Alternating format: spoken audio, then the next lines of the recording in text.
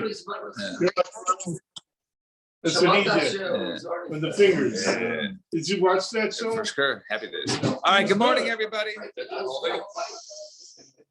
know what was the best show on when it was his show? Yeah. He was on 11 years. He could have been on for another 11. All right. So we got to the 10th parak. We began the 10th parak in Yevamos. Today is Daf Peiches. Oh, okay. Amud Aleph or Peiches. We left out Amud Aleph. So we're discussing a case of we wanted to sort of find the ruling from our Mishnah about a woman who her husband goes to Medina Siyam and she's permitted to go ahead and remarry, right? And based upon what? And if the guy comes back. So we are 5 lines from the top, first word. So Ella, rather, why can the woman go ahead and remarry based upon the testimony of a witness? Ella svarahu, sorry, it's a svara. Mide the havi achaticha, like a piece of meat, suffix shel chelev, suffix shel shuman. It's in doubt whether this is a particular piece of chelev, of forbidden fats, or shuman, or permitted fats. And someone comes and says, this is shuman, right? This is peiches. That this is definitely the kosher piece of meat, the mehemet. And then such a case is believed. So if there's a piece of meat that we don't know the status, so therefore a person comes along and says, oh, by the way, this is mutter, this is kosher, so you can have it. So it's the same thing over here. The woman, we don't know the husband, whether he's alive or not. The guy says your husband's dead, so she can go ahead and remarry. So the Gemara says, midami, who says these cases are comparable? Over there, there's a doubt. There was no chazaka before. There was no a previous chazaka as to what the situation was. However, but in this case, is chazik isura the ish. Over here, what do we know until now? We know she was married, right, to man A, right, to Reuven, right. So until we know for sure that she's no longer married to Reuven, she should be considered married to Reuven. So it's not a case of suffix. Is she married? Is she not married? We know she was married to Reuven. Is that what is the situation there? And therefore, this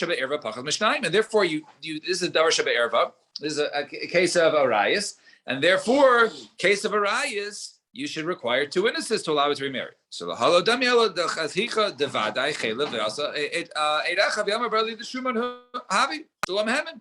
This is more comparable to a case of there's a piece of meat that we know to be forbidden chelev, and someone comes along and says, "Oh no, this is kosher," that we don't believe him. So it says, "Mi dami hasama filu eat asubei meyo lo mehamni." Over there, 100 cup, right? Haka came the chi asubei trei mehem, right? Right. So, but maybe you can't compare the two because over there, if we know something is vadai not kosher, and you even have 100 people come and say this is kosher, we still know it's not kosher. So therefore, we don't believe them. But over here, right? If 2 witnesses come and say, "Hey, your husband is, Reuven is dead," we will believe them. So maybe over here, one we should also believe. So maybe it's similar to a case of tevel, hektish, and konamos. Konamos are like a person says, like a coin name, that this item is basically usher. To me, we'll soon see. Now, we'll explain these potential similar cases. Yeah. So hi tevel, hey chidami. So what is this case of tevel? So now tevel is something. Do you have crops? Now crops you can't go ahead and eat until you go ahead and take your trumas and maisus from. So I tell Echidami, if you hold that a person is testifying about this produce over here, whether Truma Meiser was taken from it. So I tell Echidami, so Edi day, I'm going to skip the line, Edi day. So if he's saying, okay, my crops over here, this is not Tevel, right? In other words, these are Truma Meiser taken from it. Why is he believed? He's believed because he's able to fix the matter. So because these are my crops, and I'm telling you, oh yes, this is, I already took Truma Meiser from it. Why am I believed? Because I have the ability to take Truma Meiser from it. So therefore, since it's within my power, therefore I believed, right? So if it's my tevel, so I can fix it. Ella, rather, what's the chiddush over here, right? The acher maybe belongs to somebody else. So Mike Saver, what does he hold? If the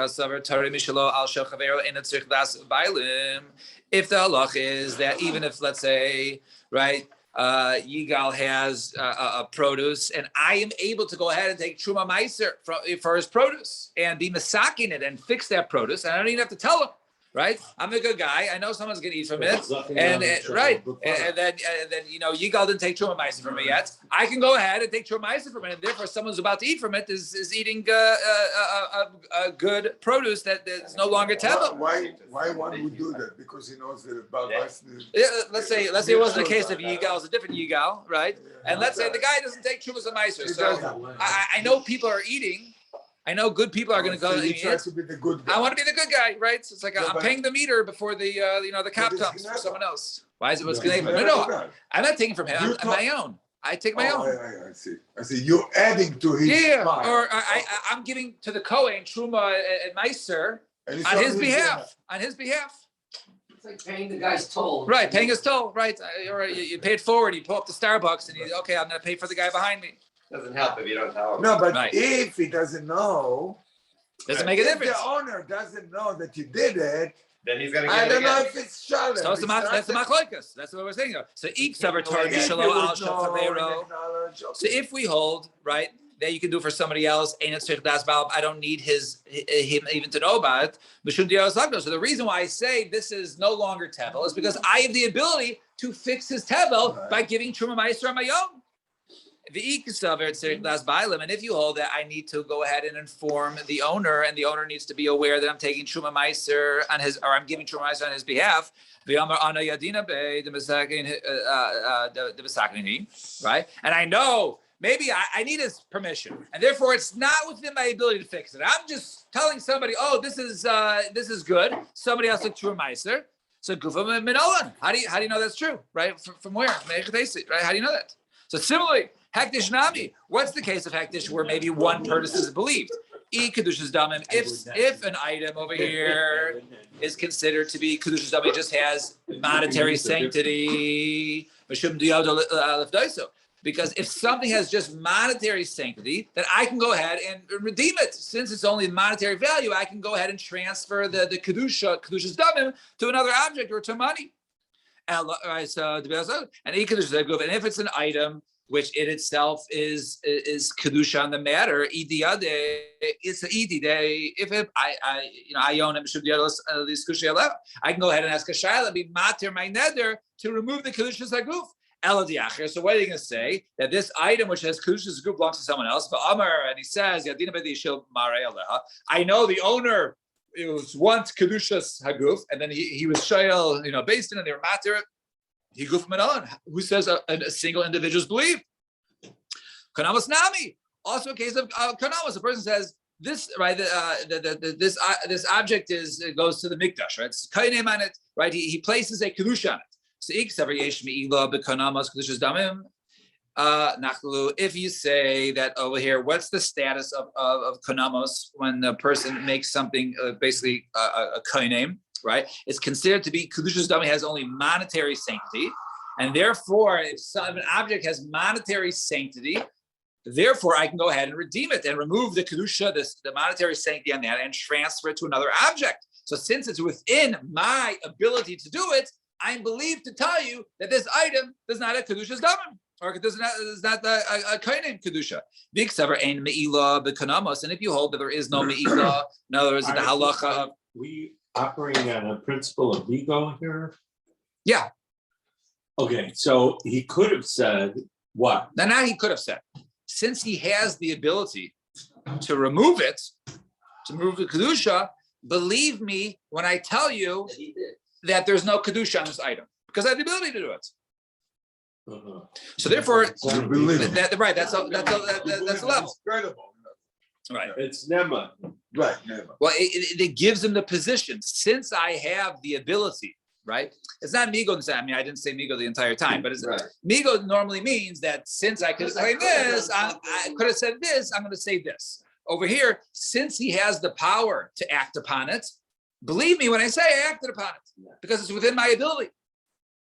And iksaver a meila bekanamos, and if you hold that there is no meila bekanamos, no, so it's not just something which has a physical, a monetary kedusha of isser b'almu, and it's like it's a separate isser on the item, right, which is riding upon it. So easy day, if it belongs to me, I can go ahead and go to base and say, hey, look, I have charata, I didn't mean to know. Had I known this, can you go ahead and be matir my neder? They can go ahead and do it.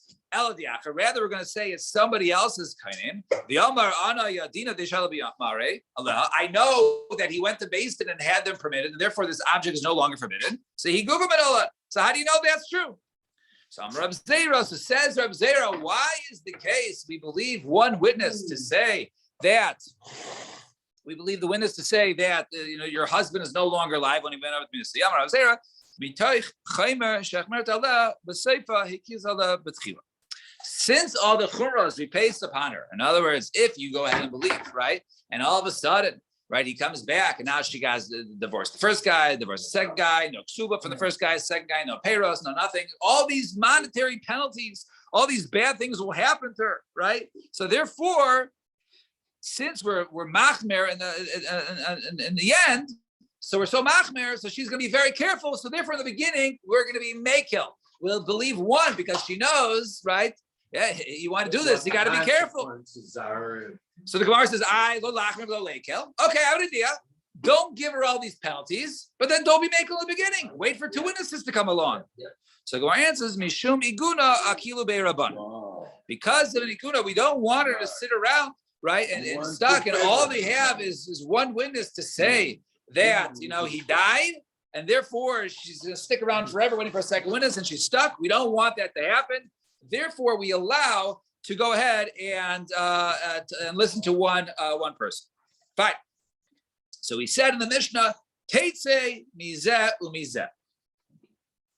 So the case was, the woman went, so her husband went to Minas Yam, and they told her, your husband died, and she went ahead and married. He told her.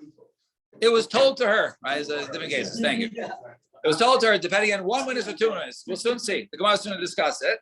And afterwards, he returns. She has to leave both. She can't stay married to the first husband, and she also can't stay with the second husband. Now, does this aide come to Basin to tell her? I assume, yeah. Yeah, I assume so. Right. But it's not with the Pesach of Basin of two witnesses that we saw. Right. Now, let's see. So Amarav Loishanu Ella Shanises Be'ed Echad. Now, the truth of the matter is, you don't need Basin, right, to go ahead. In other words, it's not necessarily that the Basin would rule upon it. In other words, even if you just had a scenario where she heard from a single individual, right, and she didn't go to Basin, that would still have the halachic status. Obviously, you have to interrogate and make sure that that the witness is correct. But right, but in order to do that, that's usually done in Basin, right? To make sure that they're telling the truth and to ask different questions, right? So normally testimony is said, whether one or two, around Basin. Now, Amarav, when did she have to leave both? When it was only be'ed echad. But if it's two witnesses, then she does not have to go ahead and l'chara leave the second husband. So machol Doesn't have a choice. no lo teitze. I'm saying, she can't. So I like the rich guy better. She doesn't have a choice, right? So we'll soon see lo teitze is referring to. Let's see. So machol ma'arava. So they heard this psak of Rav and they laughed. So asu gavra the I understand. The husband came back. So she's married to him. So obviously it was wrong, and she got married to somebody else. What does it mean? You can live with the second guy, right? Your husband's right here. So like no, doesn't recognize him. So right? So as we say, right? So in other words, we don't know. Right?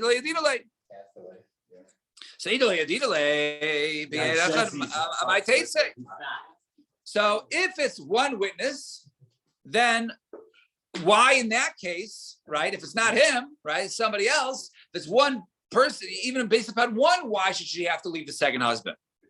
So No, two witnesses come and they say, we were with him the whole time. We were on the voyage for the year and we were held captive, right? And then we got freed, right? Right?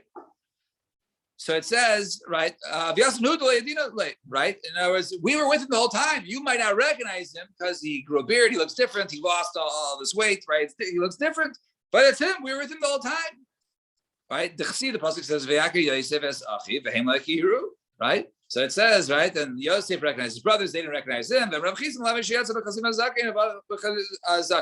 Right? So that he left, without a beard, and he came back with a beard. Right? So you see that it is possible, right, not to recognize. So therefore, but you have two witnesses saying that no, this is him.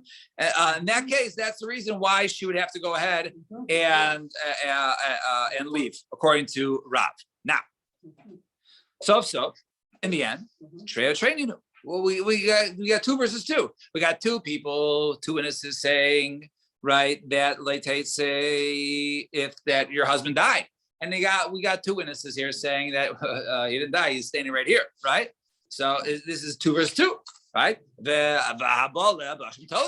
Right? And therefore, this case, the person, the guy, if he's, he's Baal, right, with her, he should be Chayav and Asham Talui, right? Because how could he be with, how could the second husband be with her if it's perhaps, it's either it's Vadai Aser or Vadai, or either it's him or it's not. He should be Chayav and Asham Talui every time. So if he's a Chayav, it would be Chayav and Asham Talui, then, right, which is for an Aveira that was done, right?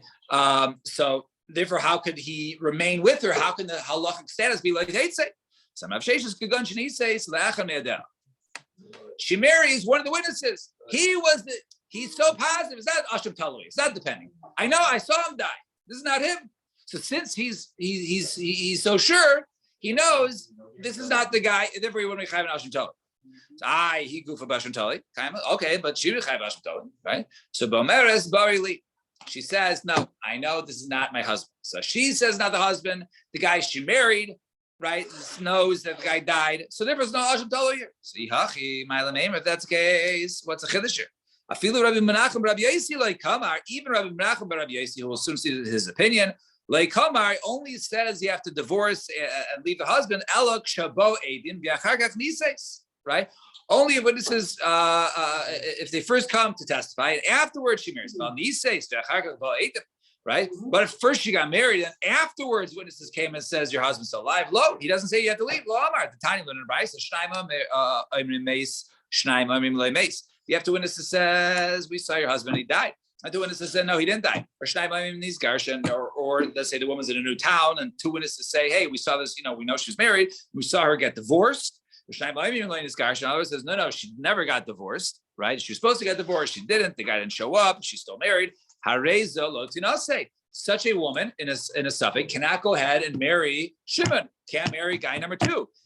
Says, however, if she did go ahead and marry, because it's 2 versus 2, she doesn't have to go ahead and leave the husband.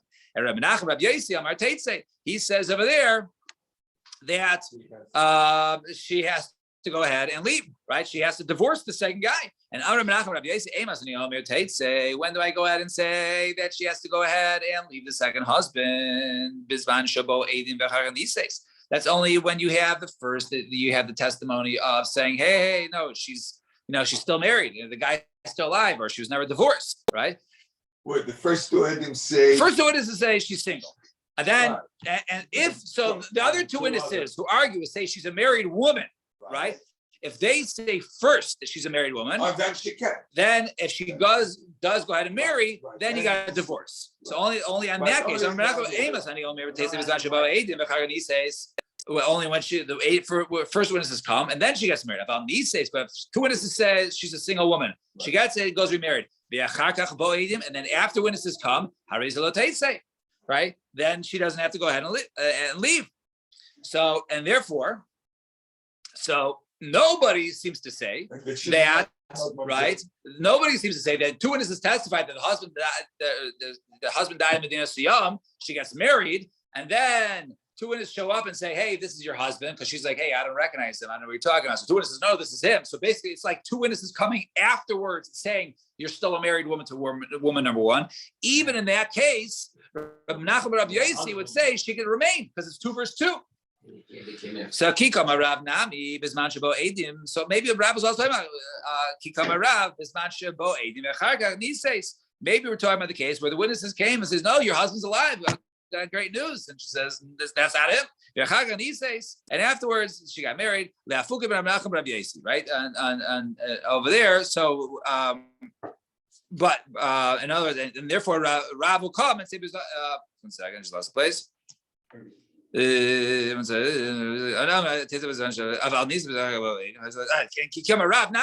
Also, when Rav says Bizman Shabo Edim, right? When Rav was talking about Bizman Shabo Edim, and then she got married after that. Even in that case, Rabbi Nachman Rabbi Yossi argue. Rabbi Nachman Rabbi Yossi. In other words, to exclude that, to even be more right. To be more mako than him, or more machmer, because Nachman Rabbi Yossi would say you don't have to go ahead and leave in case of trade with trade. And over here, he's saying that even if the witnesses, if she got married first, after witnesses came, you have to go ahead and divorce. Vigadam and some different version. Talmud and he says the reason is she got married, and then after witnesses come. But if witnesses came, if witnesses came, and then afterwards she got married, Teitze.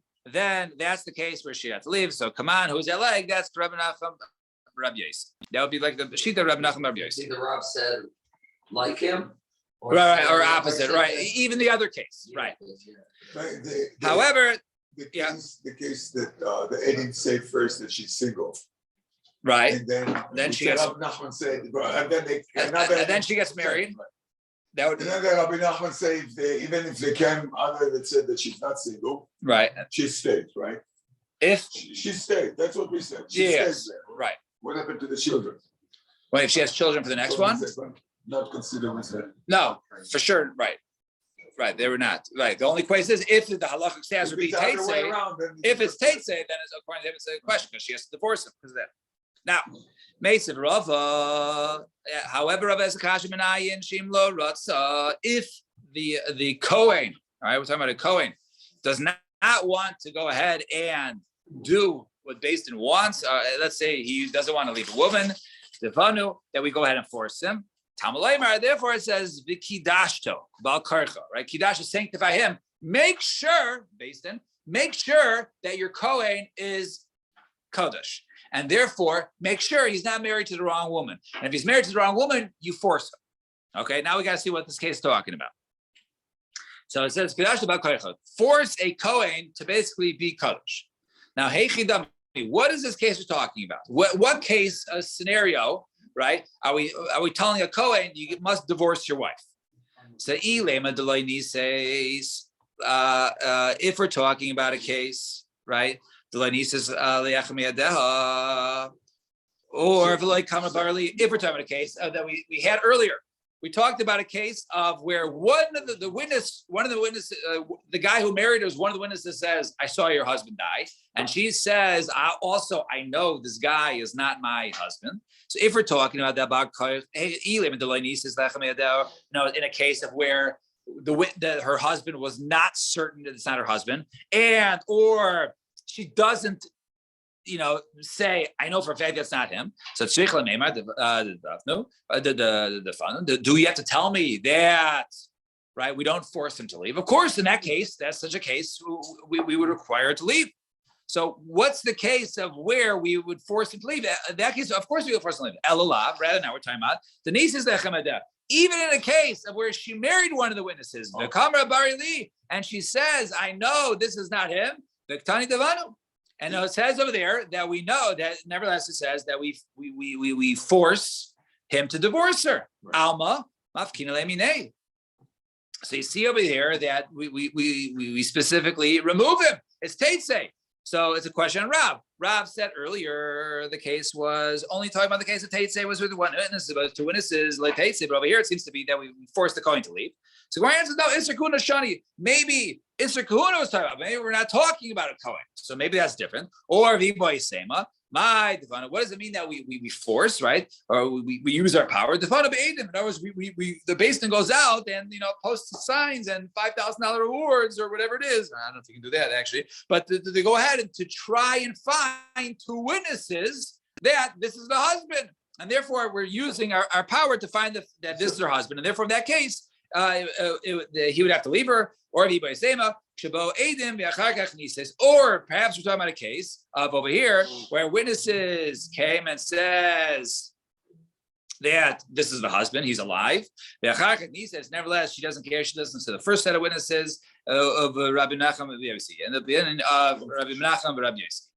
I would say that because the Kohanim in the higher level, even the first one says she's single, and then the other one says she's not, the Kohen has to still be divorced because of his status. Well, that was the case. The Gemara, right? Situation should not well, that was Rabbi's case.